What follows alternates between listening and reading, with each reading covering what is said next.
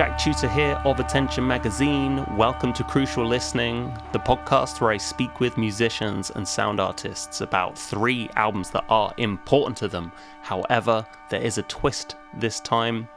My guest is Lucia H. Chung, a Taiwanese experimental musician based in London. Lucia releases music under the pseudonym creux and plays shows under her own name.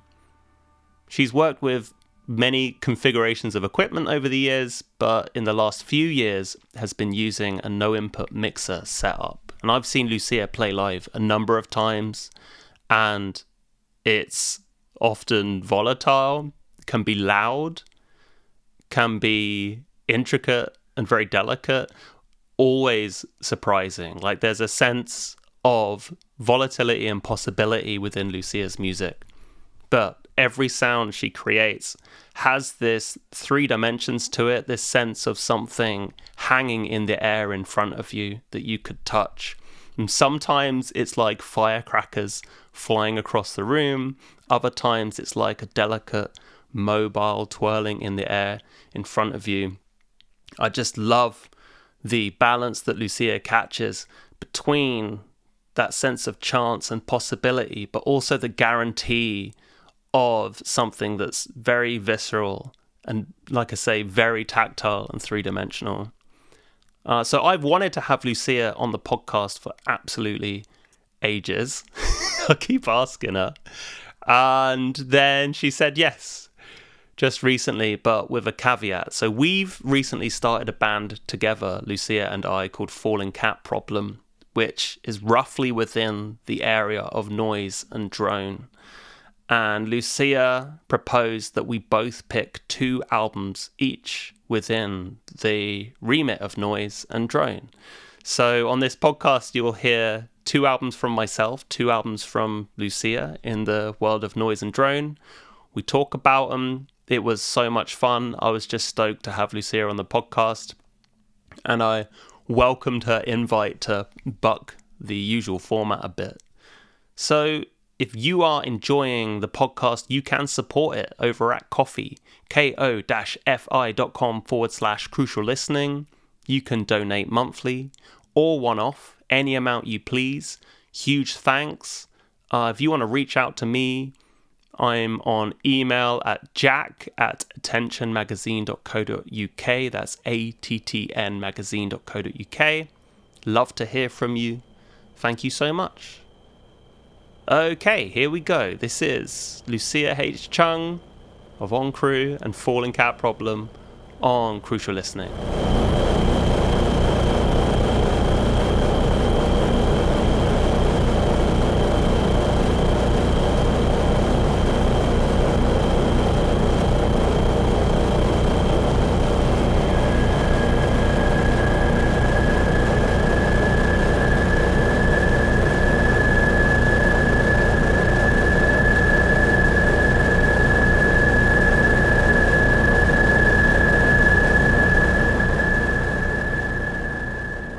Hello, Lucia. Welcome to Crucial Listening. Hello, Jack. Thanks for having me. Oh, thank you so much for coming on the podcast. So this was basically your idea. Usually I ask people to come on the podcast and then they talk about 3 important records to them. I've wanted to have you on the podcast for ages, and you came to me and said, because we've recently started a band together called Falling Cat Problem, you were like, why don't we pick 2, like some records each for each other, and specifically within the realms of drone and noise albums. So we're going to do that in a bit, but because I haven't had you on the podcast up until now, I wanted to wring out this opportunity to ask you some questions on here. So you play live, you release records. So you release records as creux and live as Lucia H. Chung. Yes. I love talking to you about you playing live because every time it comes up, you seem to have a new reflection or just somewhere that you seem to be headed that perhaps wasn't so prominent before. So it always feels pertinent to ask you like where you're at with thinking about live performance. Where are you at the moment thinking about performance compared to, say, like 1 year ago? That's actually a really difficult question because I probably should stop doing this, but I just like to use feedback loop as an analogy to everything. Love it. What I do in life in general, and then this is exactly feel like a feedback loop again. The reason I say it's a feedback loop because each time a new experience fit into what you're doing right now, and then there's some sort of parameter, but you are slowly moving forward or slowly moving away from that loop. So I think particularly last year, I actually play with a lot of different people, more like a jamming and or being pairing to play live. And that's quite a different experience from performing solo. And that definitely pushed me to different direction in terms of how to prepare my setup. I mean, in a way, it's like the good thing about playing with other people is I can really condense my setup. I don't have to, you feel like there's already 50% of it being covered. You trust whoever you're playing with. So that's really good. But at the same time, like to force me to think about how do I condense my no input setup, but still at the same time can give me the maximum flexibility, especially when I'm in the moment, I can respond to what is happening in the heat of improvisation, and then how would I be able to respond to whatever the other people are doing? I mean, of course, there's always a, option of not doing anything. And then that's actually probably one of the toughest things to do. But still, I would like to, at least to make myself feel comfortable going into that situation, is to knowing what's the maximum of this minimum setup. And I think that's quite different from probably maybe 2 years ago. Although I always trying to take as less as possible. But yeah, I think that's the differences from where I am, and also really open myself up to the uncertainty. I think we talked about this before, how my approach to live performance changed from the very beginning. Is like I have a plan, and then now the plan become less and less defined, and then right now really just, I mean, you can't even predict how we're going to open now, especially playing with other people, but also dealing with the uncertainty of the equipment itself, because I think through playing quite a lot in a different venue, I really realized it might sound absurd to some people, but makes it do response to different temperature.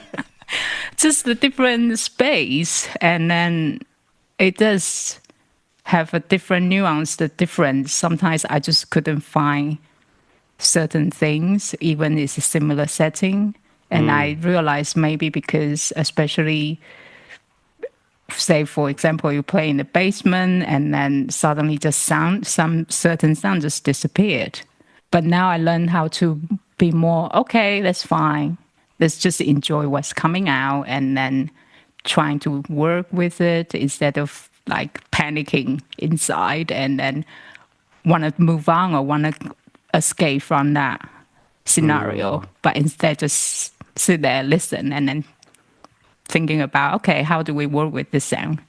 I think that's the difference for me internally anyway. Probably from outside it's quite different, or there's no difference to the audience who might have seen me perform a few times. So yeah, okay, this is interesting. So how much do you think that is just like a internal sense of just embracing that stuff can happen and stuff can change, and having, I guess, the faith that you will know how to just ride through it or embrace it. And then is there a certain portion of that that's maybe also equipment based, in that your setup is different now, you have different equipment that allows you to like navigate uncertainty in different way? Like, is that a factor as well, or do you think it's mainly something that's just internal, where you're like, actually you are just more robust with uncertainty and not knowing what's going to happen? I think it's probably mostly internally, because I do have a very similar setup in the past 2 years. But because internally I feel more comfortable or confident dealing with, unexpected events happening, that kind of opened myself up to maybe even within the chain of different effects, there's certain places I wouldn't go. Because previously I feel like this is not the sound I'm looking for. But right now, like I said, especially also the mixer might react differently in a different environment. Sometimes I'm forced to have to go to certain areas, and I'm okay with that right now. So this kind of, in a way, also kind of open myself up, or just be less judgmental, if that's the word to use, be less judgmental about whatever sounds come out. I think like maybe Toshin Maru Nakamura mentioned about this before, like whatever comes out, you're responsible for it. Oh, that's nice. And then, but before maybe I wasn't ready to take the full responsibility for whatever come out. So I ended up deciding this is right, this is wrong.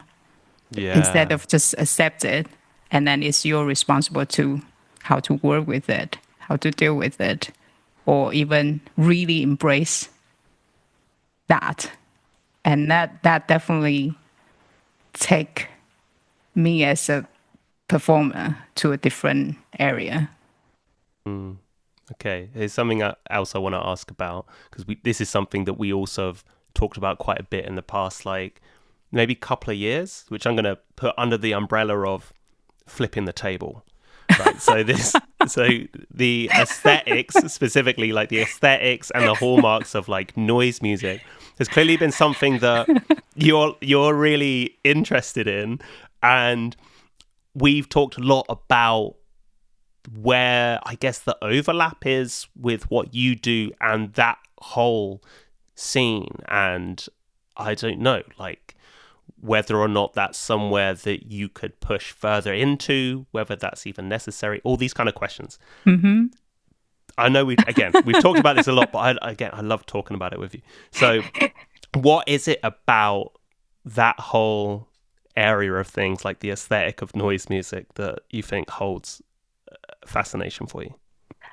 I think just from the outset, it's very different from my style. And then I do learn how to, I mean, isn't that same for everyone, but I learn how to do live from doing live.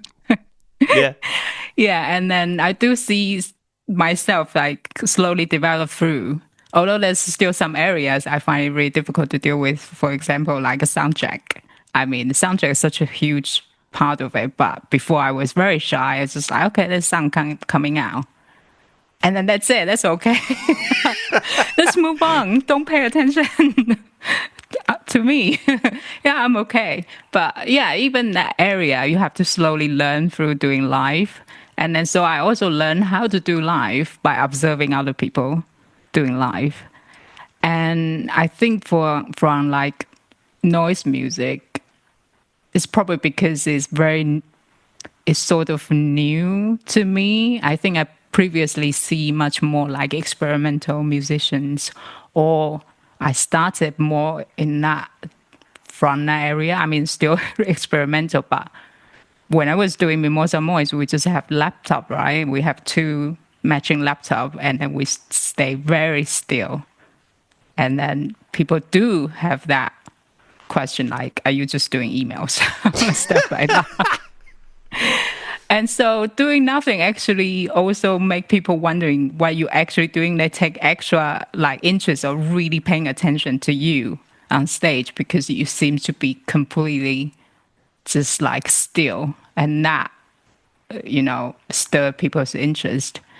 But like I say, like I learn doing live by observing other people. So anything on stage, I love to see and then trying to work out what they are actually doing. And some of it actually might be very obvious, and some particular movement is because that's very necessary. That's how the sound is produced, especially for instrumentalists, or if you're doing music concrete, like a sampling live sound by manipulating objects and stuff like that. But then for noise set, a lot of it, I was like, okay, is there any particular, why do they do that? I think the first question maybe I asked you is why Victoria Shane pushing the table? Yeah, that's what started all of this, that question. And I find it really fascinating, like, because I guess in terms of experimental music and even improvised music, there's still kind of a demarcation of stage and audience. And for most of a venue, stage, audience, that's kind of the traditional setup. But noise music seems to be produce some acts that really trying to break these boundaries. And apart from like find it really fascinating, it's also kind of quite admirable for me because I try to not to do much, or I'm very a bit shy about it. And then only probably more recently, someone has told me like, oh, I have become more animated, but that's because there's a necessity of I want to doing certain sound from the no input, and then that's what is leading to my movement has kind of slightly become different or more animated than before. But for pushing the table or flipping the table as to end the whole set, I was just like, wow, that's like shocking to me. Although it's kind of probably quite as a norm in the noising.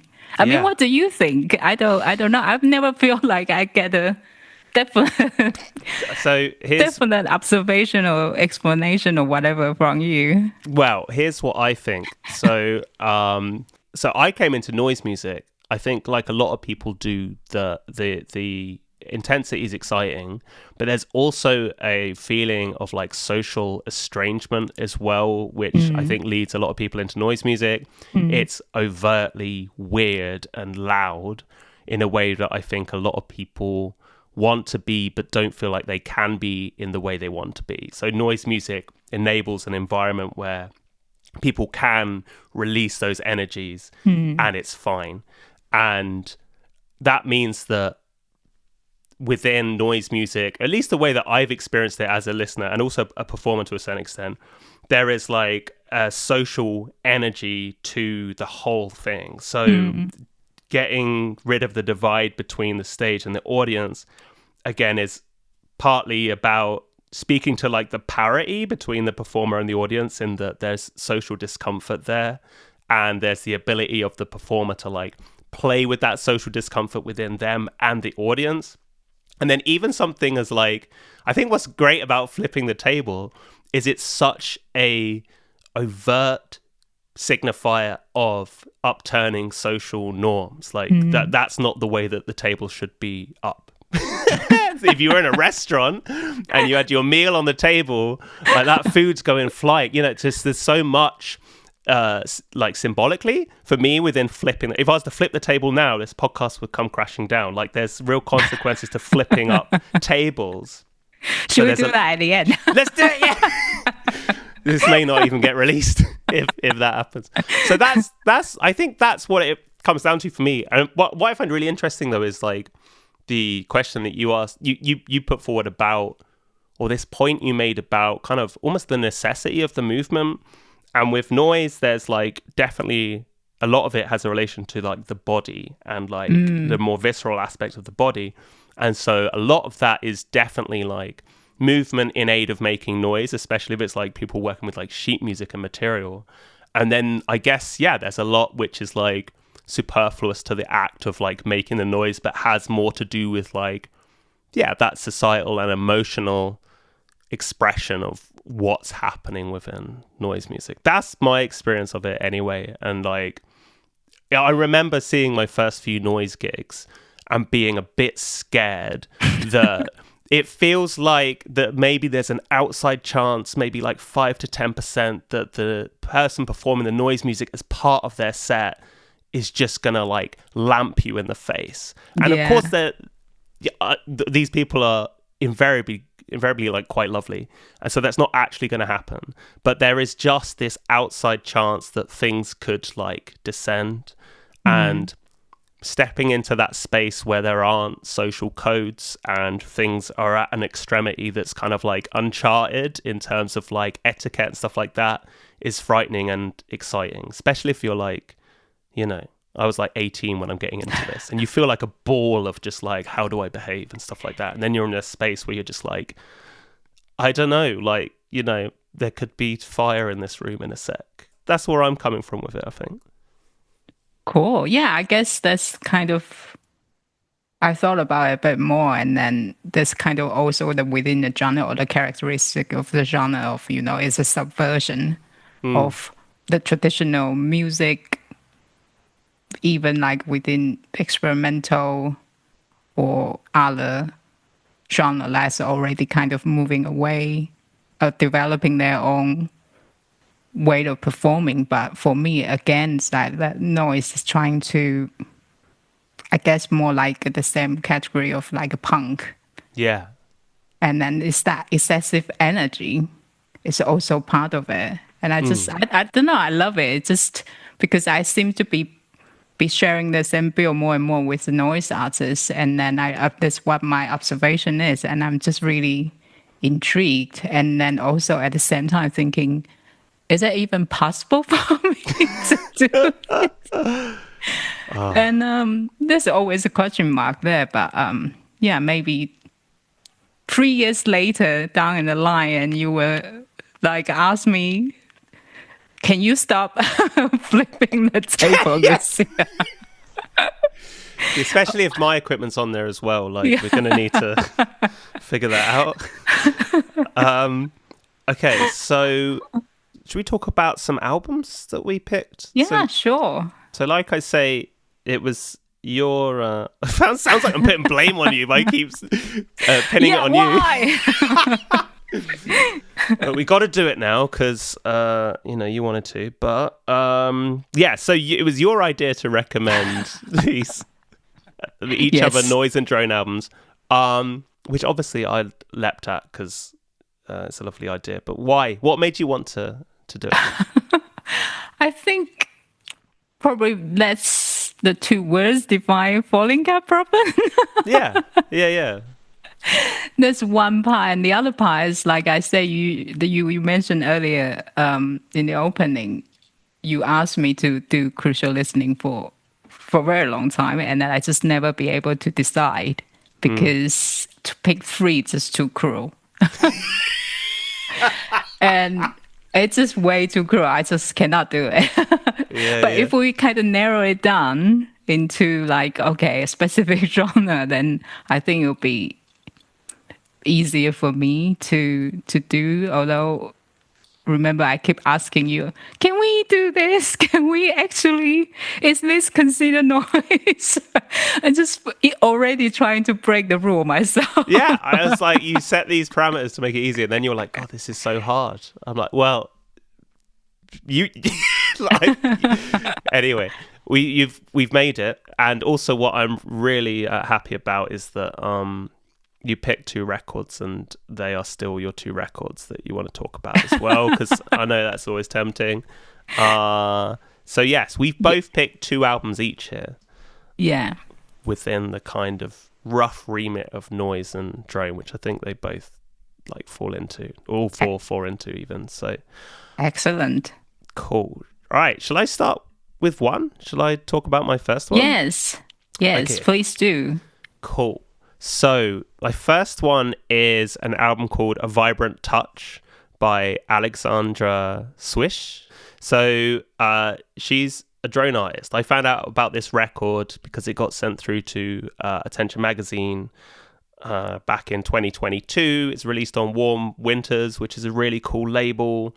And this album features Swish with a couple of, I think 4 acoustic musicians. So a violinist, a violist, cellist, an alto saxophone with Swish herself on modular synthesizer.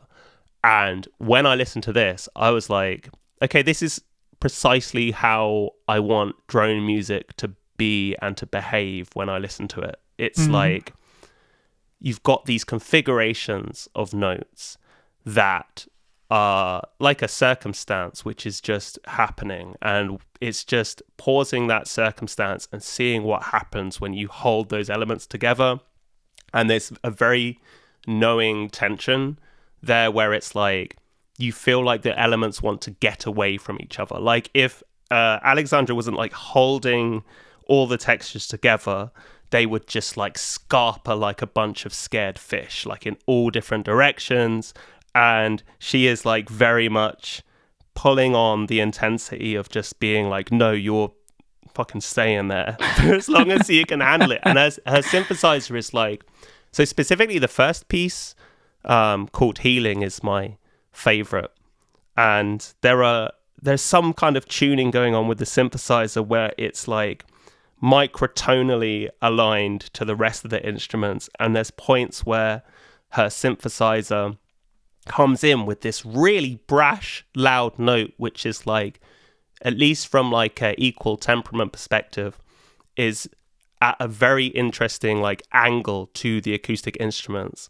And then the synth drops down by a semitone, and you wonder whether or not it's going to like slip into alignment. And it's like, it goes from being a little bit above to like a little bit below. There's just this like, just unresolvable tension.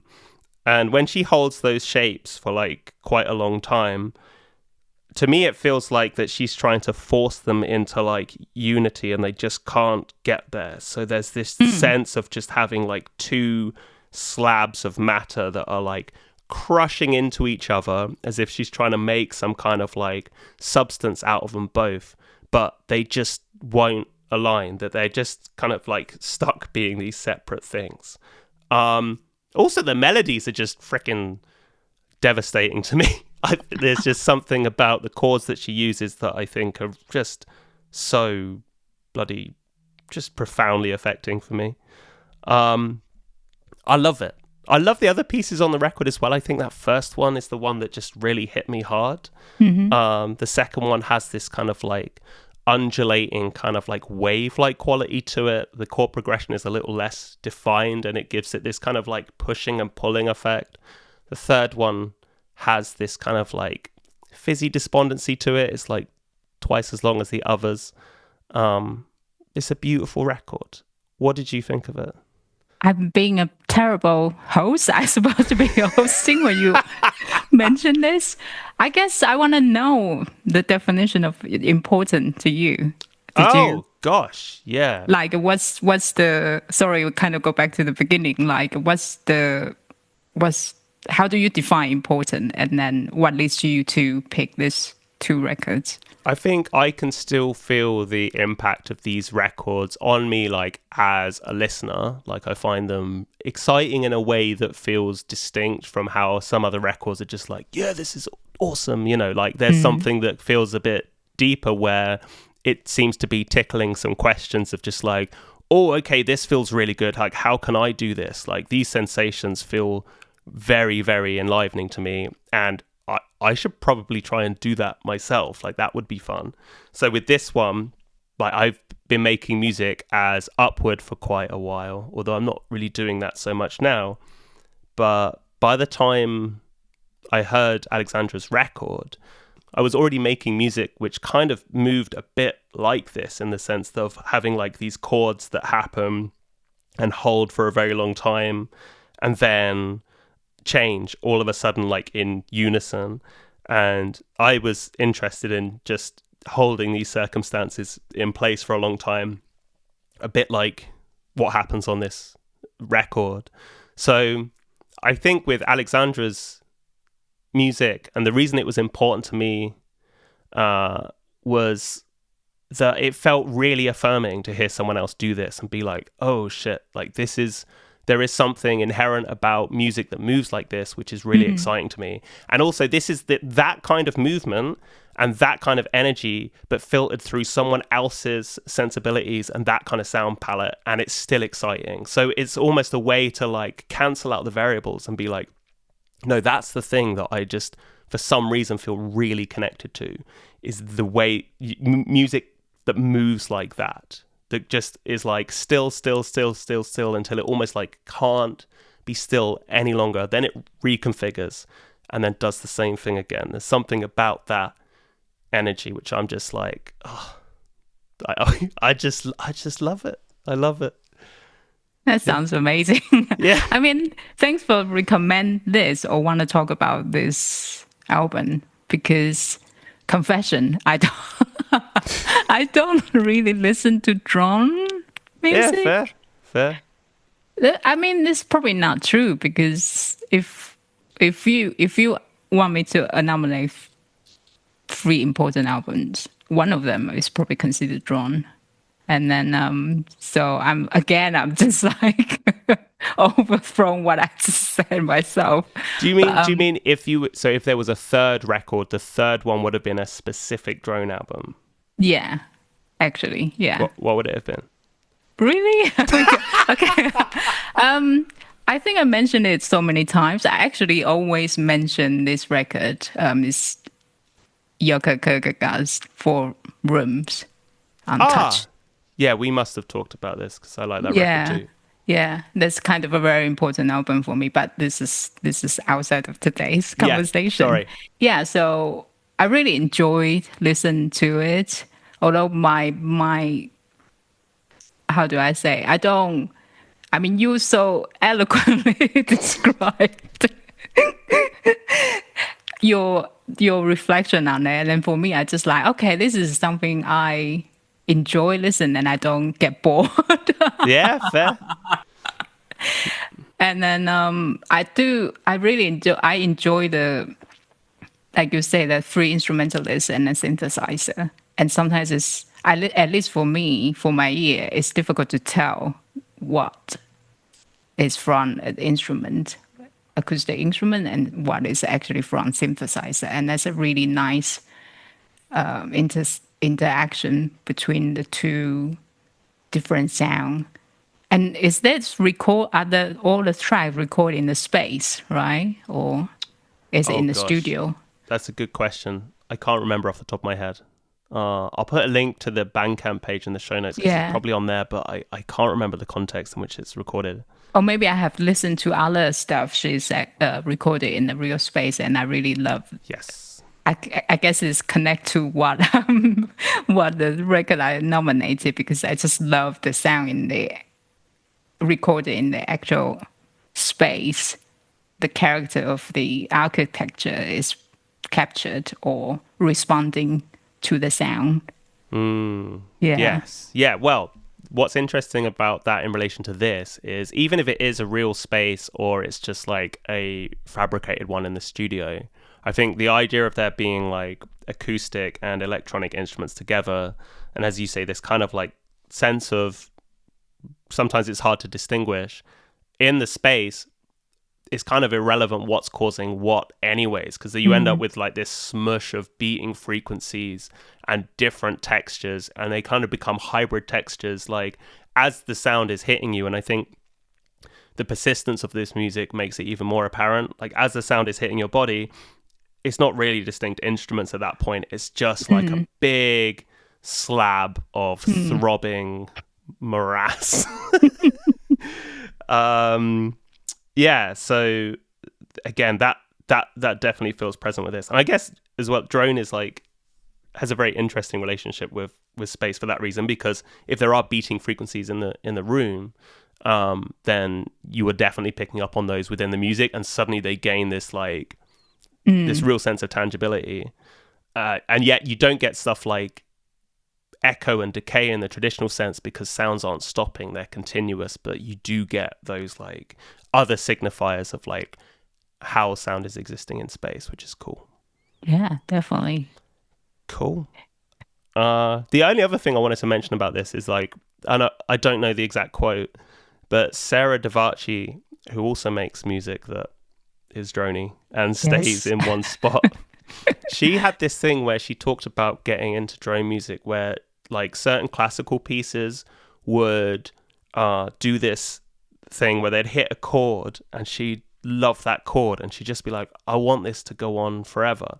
And obviously it would just get swept into the composition. So the way I interpret that is that she's kind of, her music is about freezing those moments and like just being like that specific moment where everything was configured in a way that felt really like, it's like holding a yoga pose for a really long time until things really fucking ache. Like that is the like that kind of thing, which yeah, again, I think is just why I get such a buzz at this. Wow, you bloody again record. Totally transform my idea of drone now. Maybe I should listen to it in the context of thinking about, it stay the same position till like it actually cause unbearable physical pain. Well, it's also as well, it's like and I wonder if it depends on like the age that you come into it, because I was like 14 when I first heard like Sun, and I'd never heard drone before. I'd read a review of their record and I was like, oh, that sounds really cool, but I was listening to it waiting for the drums to kick in, and then after 2 minutes I was just like so annoyed. I was like, what the hell is this? So there was like I think at that moment, especially when your brain's very mushy at like 14, I was having to handle these thoughts of like having my anticipation thwarted and things persisting for longer than felt comfortable. And so it kind of entered my head and started disseminating these questions at a time where I felt very impressionable. So I think, again, that's why this record really connects, because it's got a thread going all the way back to that. I think that's probably why I have such a connection to why, music that moves like that, is because that seed was planted then. So can I just go back to very quickly to what you just said? You listen to Sun. Is that COH? Sun. Oh no. Okay. SUNN. Zero bracket. Stephen O'Malley. That's yes. Okay. Oh, guy. Because that if it's COH, Sun. Is that how you say it? COH?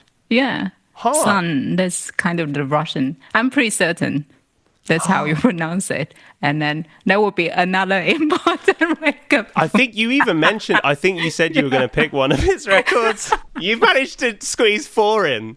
This is the trouble. I know this is totally allowed. Whatever makes this experience tolerable for you. This is going to last like 24 hours long, this conversation.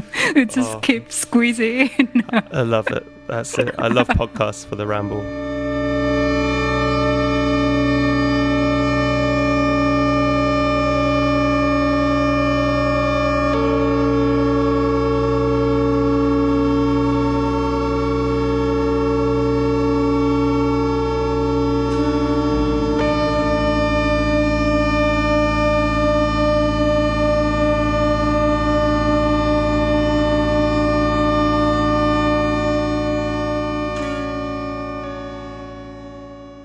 All right, should we go to your first pick within the realms of noise and drone? Which one do you want to go for first? The first one would be Empty Set. Nice one. Empty Set Medium, coming out in 2012. And then I think I want to maybe talk about the why important word. I think that's kind of a core thinking behind the important. It's about discovery. And then, so with Empty Set, it's actually rediscover this release because I would go into that a little bit later. But when it came out, I really love their first release. And then when it comes to this release, there's a lot of activity surrounded. It's like they have a installation in London. They also have some sort of film screening directly connect to this release at Tate, Britain. And I hated it. Oh, really? Yes. Wow. So that's why I say rediscover. I think later on, probably a few years later, I realized, okay, now I get it. So this is the rediscover. So at the beginning, I was kind of a bit crossed by it. Wow. And then, so we were talking about that later. And the second one, Pedestrian's Deposit, is about, new discovery, the new discovery into noise music. Because at that point, I was thinking about, that's two words I kept thinking about. I'm still thinking about them. The two words is painfully beautiful. And I've been thinking about how do you make music that is painfully beautiful?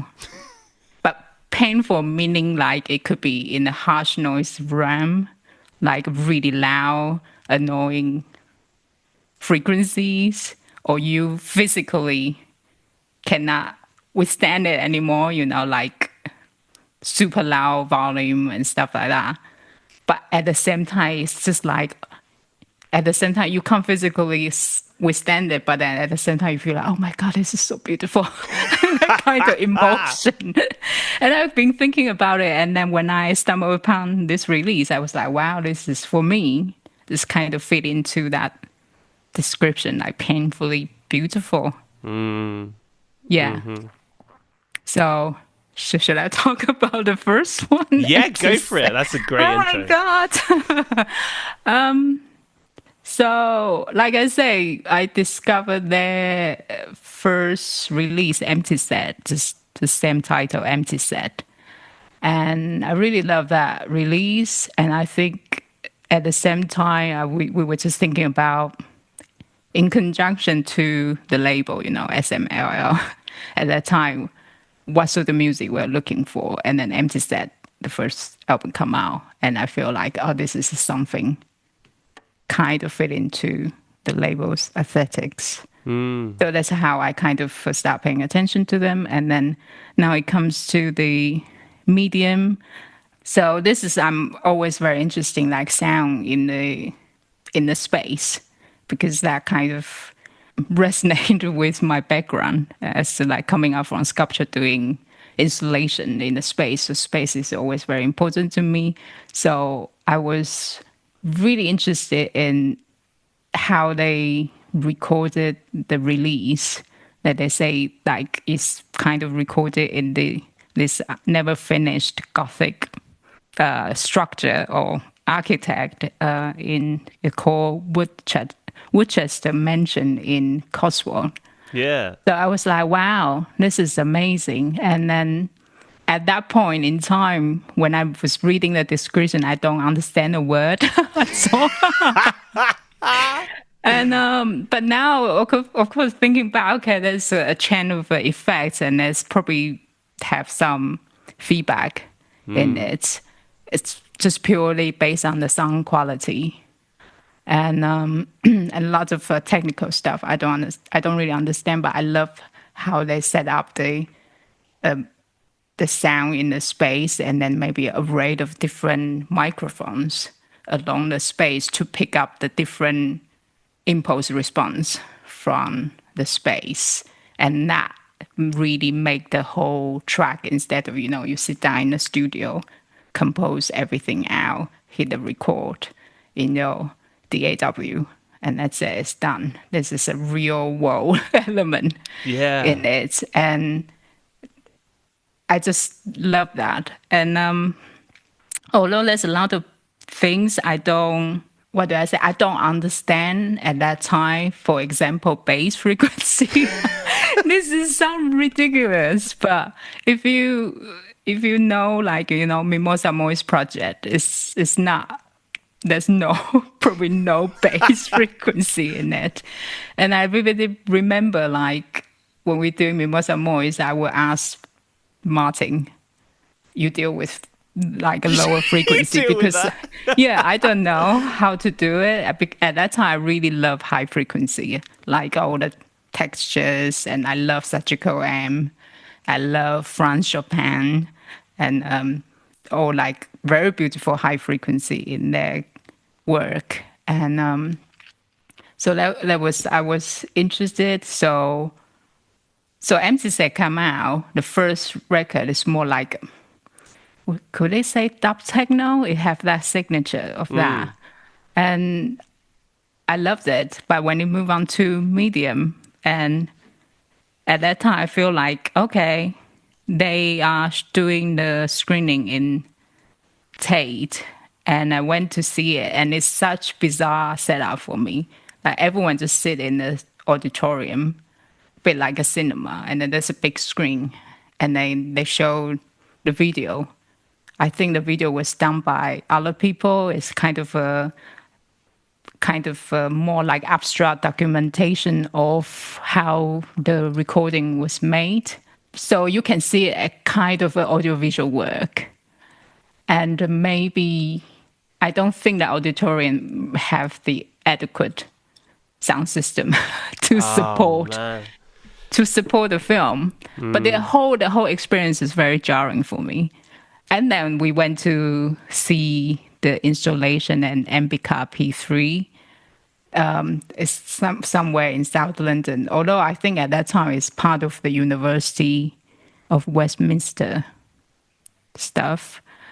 And I went to see, and then it's just a really big empty space that used to be used as a testing warehouse type of thing, a little bit like turbine hall, like big empty space, very industrial. And for me at that time, all it was just like some massive subwoofer pumping bass frequency through the space. I mean, it was really impressive that all the pipe and any fixture is vibrating. Wow. So that's physically making the space sing. And I get that. At that time, I get it. I was like, okay, this is very cool. But I guess, again, for me, it's this jarring feeling of like maybe a club culture going into kind of sound art territory. But at that time, for me, sound art is...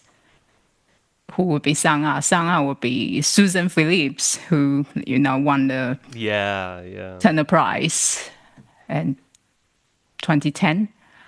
And her work was beautiful. I went to see, and then later on she had the exhibition in the city area, like on the street, and then over the river. I went to see, it was beautiful. Or Bill Fontana, his installation at Tate Britain, and also at Somerset House. For me at that time, the sound art, the sound installation, the proper sound installation.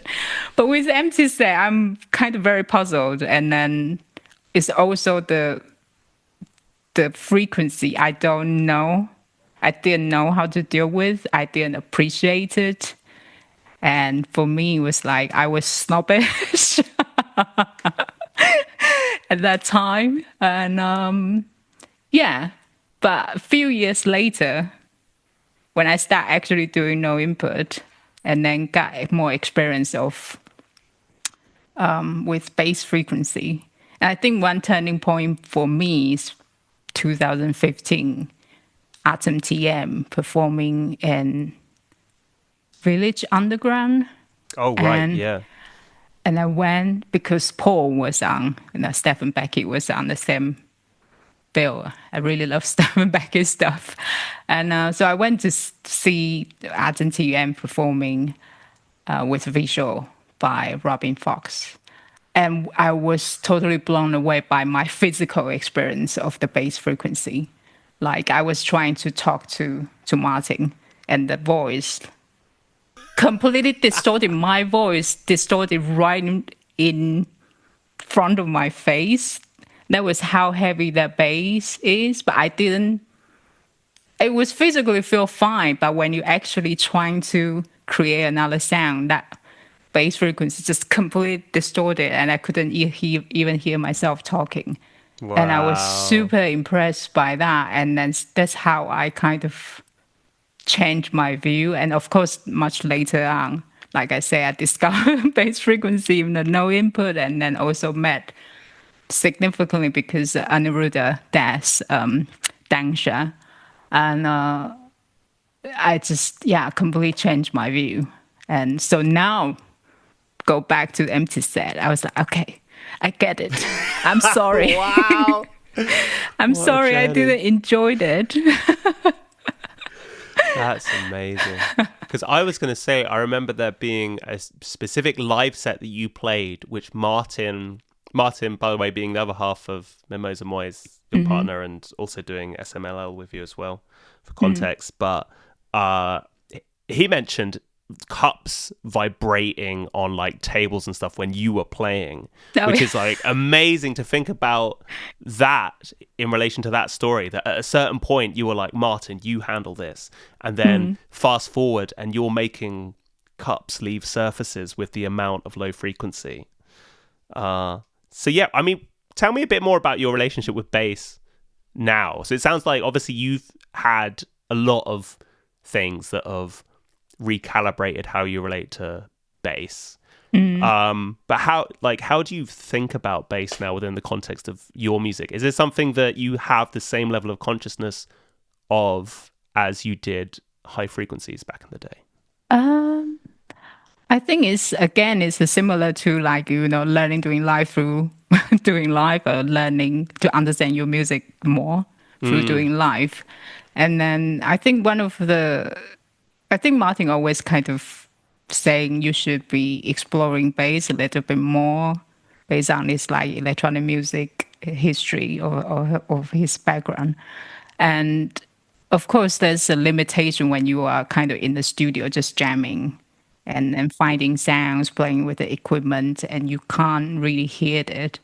So in a live performance situation, in the better front of house sound stereo, always come a bit of surprise for me. And then, but I think it's more like an encouragement from other artists, or really, again, probably because Dangsha really mentioned it, and then also his political view about like how bass is missing in the Yeah. experimental music, and then that can be considered as a discrimination to Yeah. about certain genre, and that kind of get me thinking, and also appreciate what I'm doing. And then it's essentially just another band of frequencies, right, within the music I'm doing. And Yeah. bass is actually very important in the no input, because there's a lot of inherent bass just there. And it just make no sense to not to work with it. So I can't say I suss out how to do it, but I do pay more attention to it, and then trying to find a way to maybe form it and shape it. And then that do kind of, especially if you play in a really good sound system, that's just a joyous, one of the joyous thing Oh to yeah. work with. Yeah. And I don't know, I still love high frequency, but I think more and more I kind of enjoy that there's another way to communicate with the audience with your sound, right? And then a lot of time basses really have more visceral connection to the audience. And this is something I do think about a little bit more now. But I still work with majorly with whatever sound system they have at the venue where I'm performing, and then trying to rejiggle the set a little bit. Yeah. But bass is very important. Wicked. So, and then that's how I feel like I need to mention about empty set. It's like there's, like I said, there's a feedback in there. Still a lot of technique I still don't fully understand, but I do much appreciate the sound and what they were doing a little bit more. And then later on, when they're doing different projects, it's also kind of based on this idea of feeding back. Like their later project, I think it's called Signal. It's about sending the signal into outer space, and the radio receive it, it bounce back. And I was just like, wow, that's amazing. Whoa. Yeah. I haven't heard that one. Was that a recording? Yeah. There's a release Signal. And I think they were going to try to make it into some sort of project they can tour around with. But then that's just the technology it requires is too massive. There's no way they'd be able to do that. So, yeah.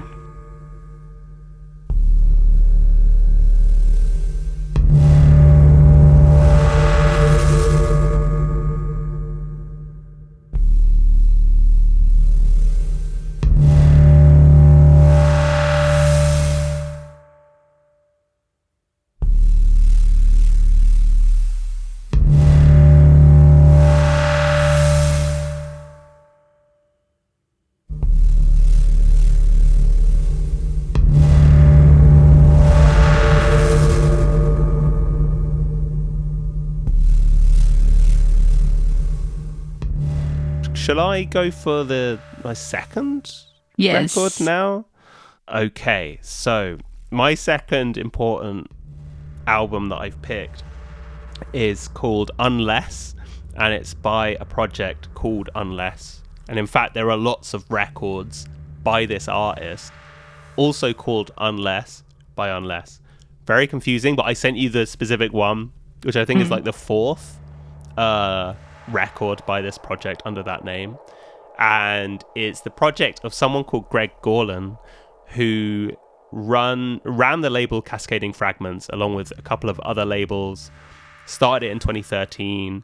He did a lot of stuff between like 2013 and 2016 by the looks of it. Had a lot of different projects, and his music came into my world through the project Black Thread, which I got a promo for.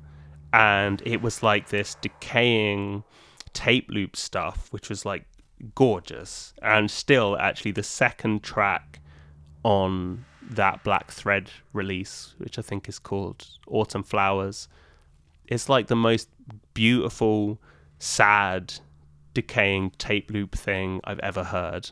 That's quite a big genre of music, but that's one of the ones that really sticks out. So I was kind of I just retained this awareness of Black Thread and Greg's music.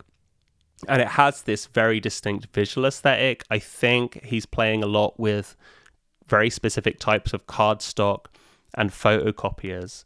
So I stumbled across this Unless album several years later. Like I think, in fact, probably like 2021 or something like that. And the record came out in 2015.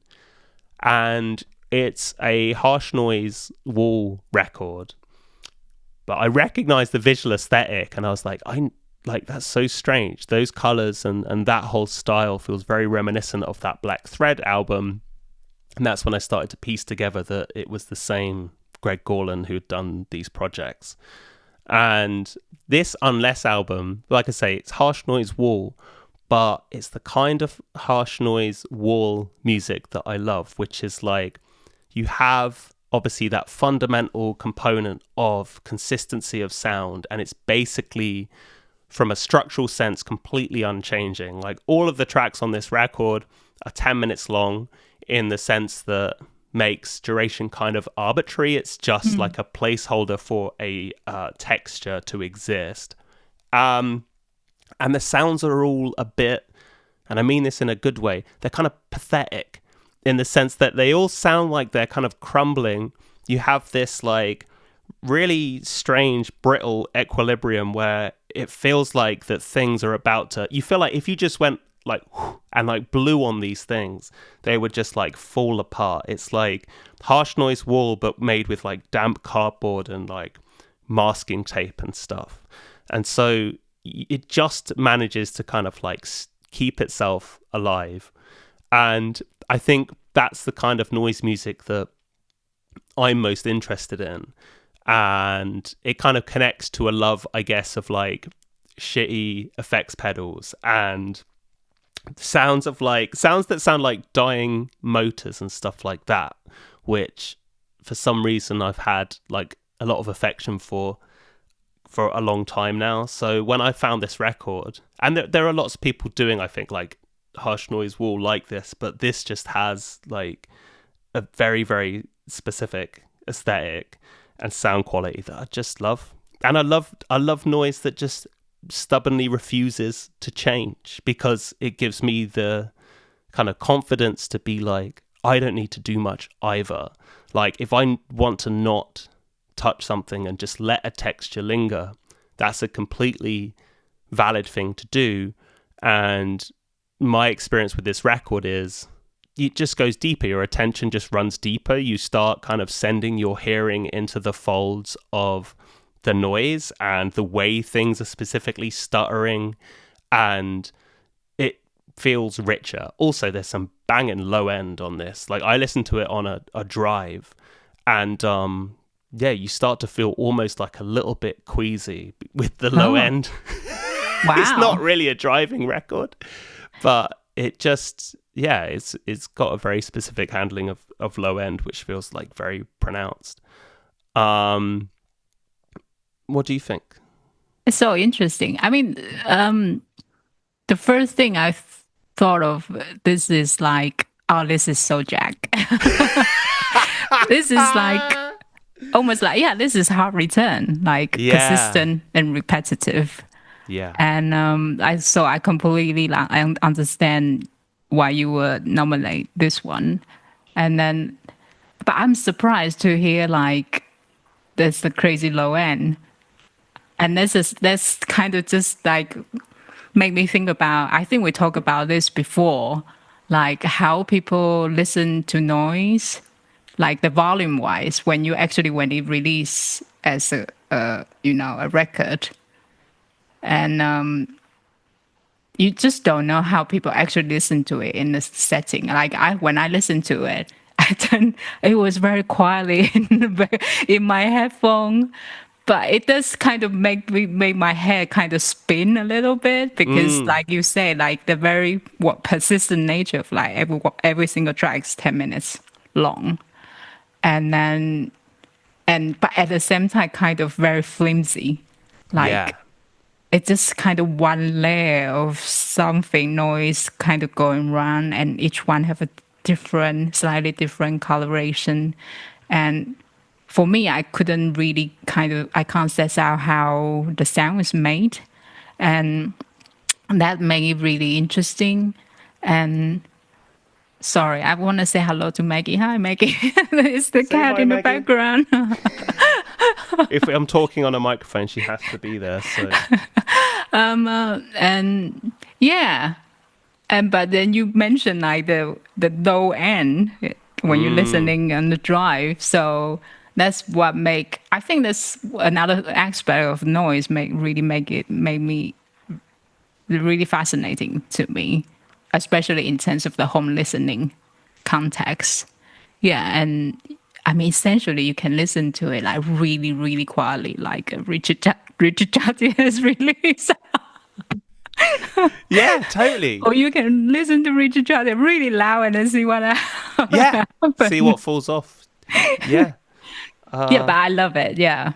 Wicked. That is interesting, because I think of Phil Niblock as well, where I listened to an interview with him where he was like, if you're listening to my music quietly, that's not the music. And so there was like, the volume was somehow integral to how that was behaving for him, or how the music should act. But ultimately you have no control. And I listened to Phil Niblock's music in the library a lot when I was at university, and it was definitely not loud. But also as well, I think that's the other interesting thing about like noise wall, is that that's another variable, is that you can listen to it quietly, you can listen to it on speakers in your car. This is true of every music, but I think when the music is like of a stubborn texture, these all other variables suddenly become very enlivened, and you suddenly are looking for what's different in the face of something that is like really the same. Another thing is like the transitions that occur.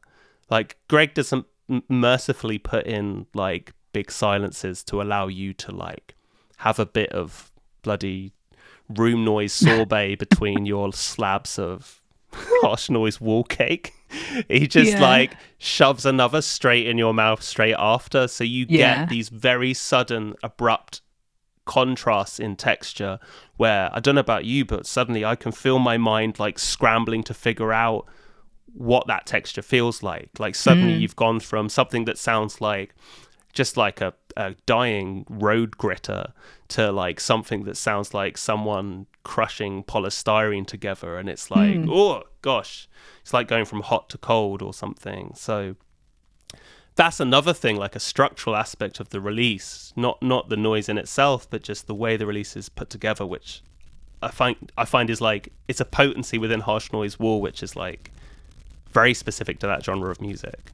If you change something, like the set stops or the track changes, it's like, oh, and it wrenches your body quite abruptly, you know.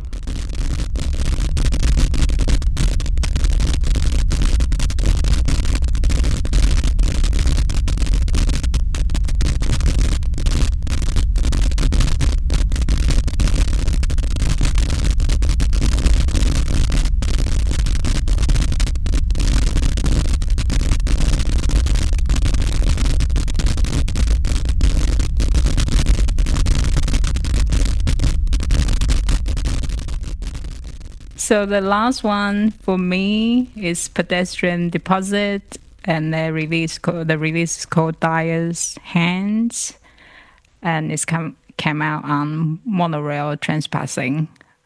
I believe that's their own label, released in 2019. And I don't know what else to say about it apart from it's painfully beautiful. But okay, no, I guess this it kind of opened the door for me into like a noise music, especially for example the first track. I can't remember what it's called. The opening track was the cello, the opening of the beautiful cello, and then suddenly go into this noise, the harsh noise wall. And the transition is so jarring, but at the same time, it completely makes sense to me.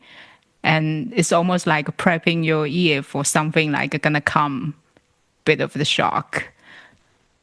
But then it's completely fine. You feel like, yeah, I'm in a good hand. This is totally fine. And then you just got taken away by the flow of the music or the noise. And I think the reason I find it kind of really accessible for me is the cinematic aspect of it. I think I mentioned it to you before, like I actually didn't really listen to music a lot, but I did listen to a lot of film soundtrack. It's just I don't know, it's just a habit I formed. Like I love going to cinema when I was much younger alone and watching some very obscure film, and then just completely immerse myself in like the fabricated world of cinema. And the film soundtrack is for kind of helping me to continuously be in that world. So, and because this film soundtrack is somehow you already have the memory of the film in your head. So it's a journey, and then you almost like kind of sonically going through that journey over and over and over again. And somehow this one, Dyer's Hand, is the same for me. It have the very strong cinematic quality to it, especially the last track, and Beneath the Salt, I believe. And it's a much longer listening experience. I think it's 18 minutes. This is almost kind of a set, or the 2/3 of a set, a live set. and it's going through these different areas, like combining. I believe it's kind of the collection, some collection of their live performance, and with the post production in the studio, layering different track together or different recording together. But I think this also kind of reflect how they perform live, I believe, from the few live videos I watched. And yeah, it's just kind of a beautiful experience. It gives you some almost very meditative and contemplating instead of like the noise set you might like you said like the harsh noise, not harsh noise wall, just of course there's some changes and stuff, but you always confront it like right Yeah. to your face, the massive volume of very difficult, undescribable super frequencies Yeah. Yeah. basically. But this one kind of take you through different areas, and then also different spatial element to it, because they might have been recorded different sessions from different recordings, live recordings, so you can hear like a different spatial quality if it's not within the recording itself already, or maybe it's added afterwards. But still, I just love that kind of transition. And for me, it's kind of conjuring up some scenery like that never happened before. I haven't seen, but it's helping me to go through this journey with them. Even within the part, I have a really loud, crazy noise, but for me, it's like, okay, this is where the film, like the protagonist is suffering and in pain, and I'm totally with her. And then, but we can get through this together. I understand your pain. Yeah. That sort of, I don't know, imagery, and that's kind of make me think about, yeah, noise genre in a different way, in a different from different point of view or different aspect. So it's the fact from what you've just said, and also my experience of the record. Is it the fact that kind of noise element is a particular extremity within the music rather than just being the music? Like, you enter those noise sections, and then I think because of the way they structure it, you kind of know that you're going to leave them as well. And as you say, it's like a protagonist going through hard times, but that's sort of an imbalance that you feel might be corrected at some point. Like, you're going to enter something gorgeous, maybe. Yeah. So that the knowledge of that undulation means that it feels less oppressive. You're just like, we're just here for now. There's something quite hopeful about that. It's quite nice. Yeah. You will see the sun Yeah. come through the overcast. Yeah. Yeah, everything will be okay in the end, even it could be a sad ending. Yeah, but whereas unless where it's like you're gonna eat shit forever, so you might as well try and find it tasty. To be honest, how did you come into this record? How did you find out about it? I'm actually not sure. I think it might have been like, just browsing on Bandcamp, and then just stumbled upon it. And when I first heard it, I was like, wow, this is unexpected. And I look into them a little bit more. And also I just love the aesthetic, how they perform live. And I love the kind of DIY instrument that Shannon Kennedy was kind of making, that she was trained as a cellist, but then she creates like a string instrument from different, maybe like a scrap metal and stuff like that, or the wire. Yeah. But the way she performed it, it's just still so elegant and so feminine, but at the same time have the dangerous element to it. And for me, I think the aesthetic is totally kind of what draws me in there. And then there's also the interesting, for me anyway, interesting dynamic between the duo, like I believe the name is John Burgess, Yeah. the guy doing electronics, and then she's like doing the cello and create more organic sound. And I just find that there's interesting dual dynamics.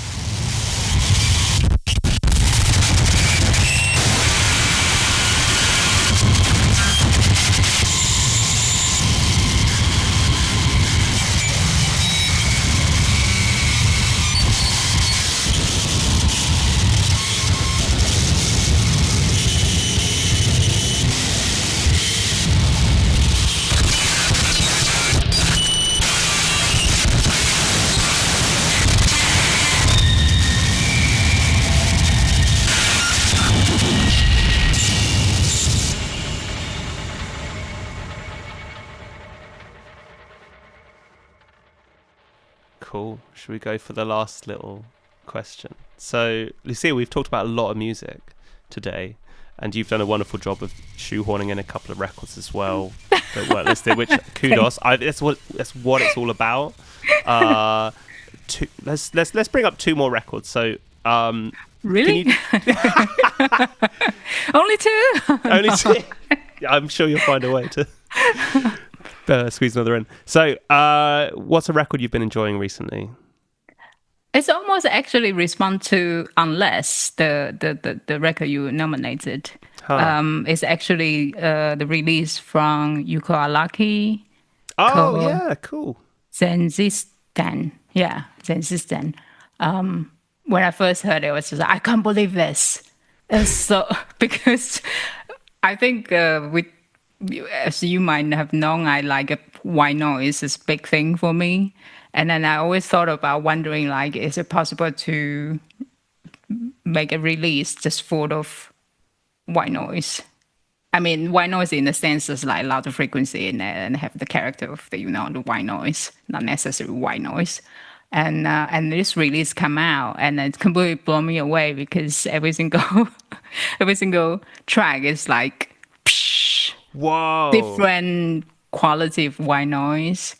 But at the same time, like later on, you hear them moving around, and then especially towards the end, you can really, at least for me, I feel like, okay, I can hear some really familiar feedback technique in it, and I can completely relate to how this could be possibly made because I heard similar things on my no input before, and I just love it. And then I just love it. It's on Room 40 and Lawrence English. I never imagine I would be releasing this type of stuff. Yeah. So I was really happy about it. And I think we sing her live together, right? Yeah, we saw Otto, right? Yeah. And then kind of also the opposite of Unless release. This is a lot of movement, lots of different quality, and really focused on, I feel like it's really focused on how sound is being produced and the quality of sound rather than flimsy and gonna fall apart like a wet carpet. I just love your description. I love that wet cardboard noise. So I've been really enjoying this one. Wicked. That's great. Do I have to do the other one? No, do I? No, what about you? So there's a record, this is really different from everything we talked about. It's a band called Pelican, who are a post-metal band who I loved back in the mid-2000s. They were like a big one for me when I was getting into like post-metal and stuff. And they've kept releasing records, like they haven't really stopped. But they had a few lineup changes as of like the early 2010s. And then just this year, they put out a record called Flickering Resonance, where I just listened to it and I was like, oh, I haven't enjoyed a Pelican record this much since like the late noughties. And I think part of that is just like, I'm coming back into that music. I think there was a period where I felt like it was too earnest and a bit corny, which I think now I'm just like, shut up, Jack. It's just like, I really connect with it. But also I found out after I first connected with it that this is the old lineup back together again. So there's something about the guitarist who was there on that first time round where they just seem to have this very specific dynamic where the melodies have a certain flow to them. It's just really like joyous guitar-based instrumental post-metal music.